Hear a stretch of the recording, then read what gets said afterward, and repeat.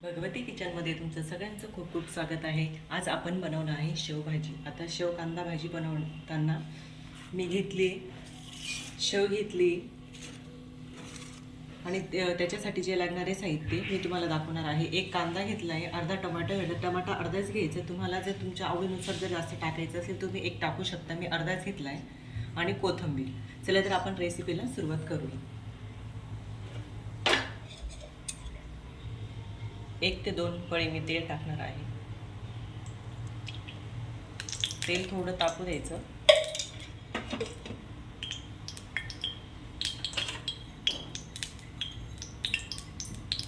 मोहरी घेतली पाव चमचा. मोहरी थोडी फुटू द्यायची.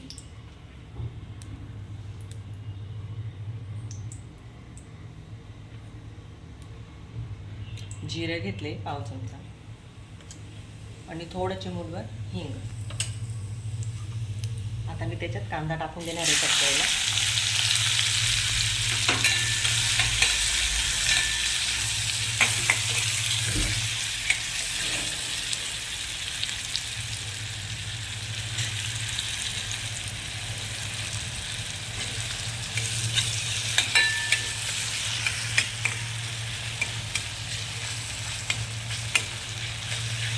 कांदा थोडा परतू द्यायचा, जास्त लाल पण नाही होऊ द्यायचा.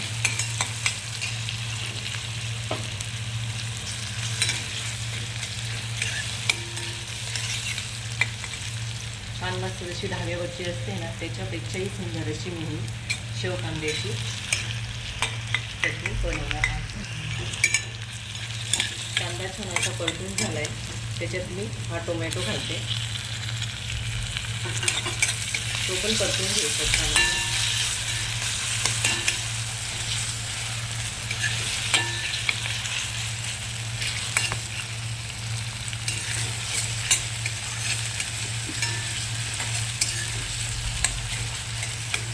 अशी तुम्हाला जर सुकी पाहिजे असेल तर अशी कोरडी तुम्ही करू शकता, बिना पाणी न घालता.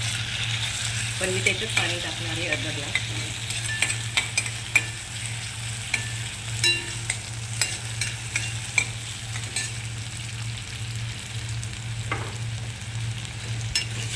दोन ते 3 मिनटं लागतं असं परतायला.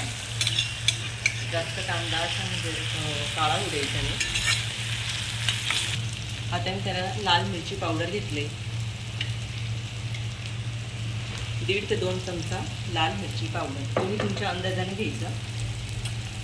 आणि हळद घेतली अर्धा चमचा. धना पावडर घेतली अर्धा चमचा.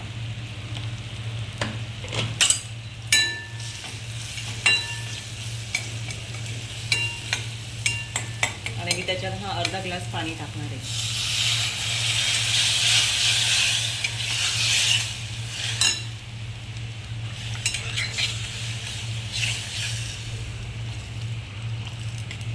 आता 2 मिनटं उकळी येऊ द्यायची, मग ही शेव आपण त्याच्यात टाकणार आहोत. मीठ थोडं उकळल्यावरच वरून टाकणार आहे, कारण आधी शेवला मीठ असतं त्याच्यामुळे चवीनुसार तुम्ही मीठ टाकू शकता.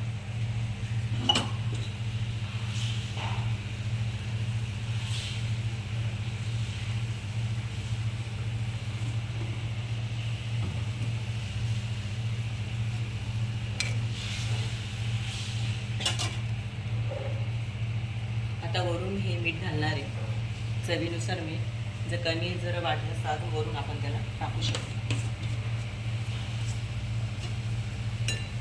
शेव अशी लगेच टाकायची नाही, थोडी उकळी द्यायची, 2-3 मिनटं. गॅस बंद करायचा, मग ती शेव त्याच्यात टाकायची. नाही तर शेव गाळ होऊन जाते नंतर, जशी त्याच्याशी कडक शेव असते.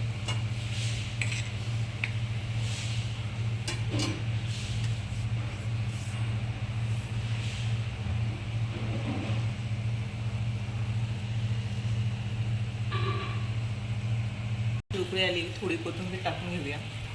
परत नंतर वरून कोथिंबीर टाकायची.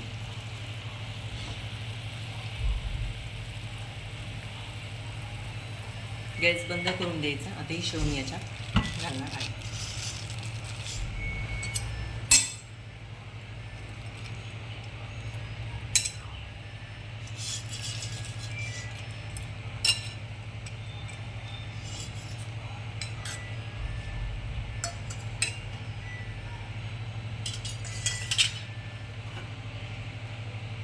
मिक्स करून घ्यायची, कोथिंबीर वरून टाकून द्यायची, 2 ते 3 मिनटं झाकण ठेवून द्यायचं.